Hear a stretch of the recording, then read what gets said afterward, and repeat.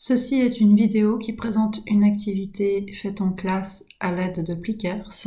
Elle peut être fournie aux élèves absents pour les aider à rattraper le cours, mais elle peut être également utilisée comme outil de révision. Dans tous les cas, pour plus d'efficacité, après l'énoncé de la question, mettez sur pause afin de réfléchir, de trouver vous-même la réponse, puis ensuite vérifier. Première question, pensez-vous que l'eau et l'ammoniac sont miscibles ?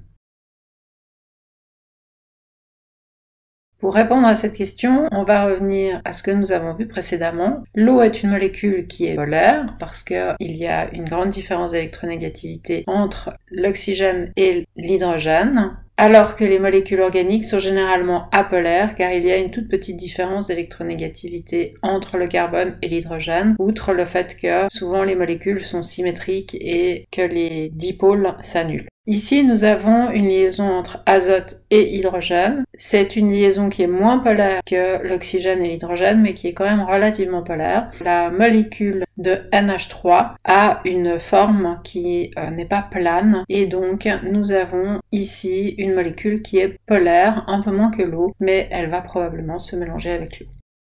Même question pour un hydrocarbure simple, C9H20 et la molécule d'eau. Donc ici, on voit qu'on a d'un côté une molécule très polaire, l'eau, et en face, uniquement des liaisons carbone-hydrogène très apolaires. Il y a de fortes chances que ce soit immiscible. Question 3, on vous demande de réfléchir à un mélange eau-éthanol.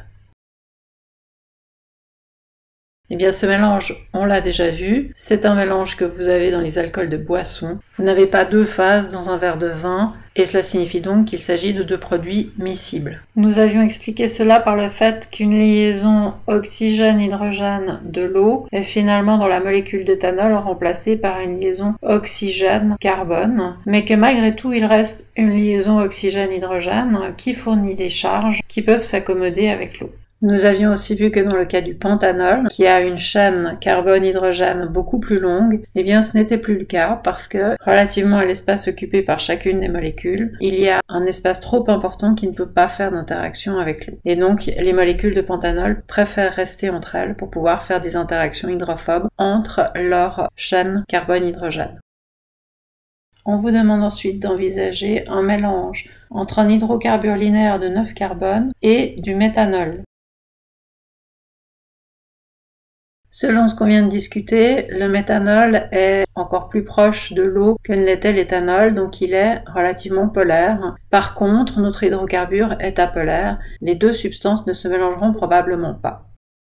Dernière question, on vous propose ici un mélange de 3 substances, de l'eau, l'hydrocarbure linéaire qu'on a utilisé jusqu'à maintenant, et on rajoute ce qu'on appelle un acide gras, c'est-à-dire une longue chaîne carbonée avec au bout un groupement COOH. Et on a vu que la particularité des acides, c'est de relâcher un ion H+. Donc on a au bout de cette chaîne carbonée une liaison de type ionique qui va pouvoir se rompre et créer des ions.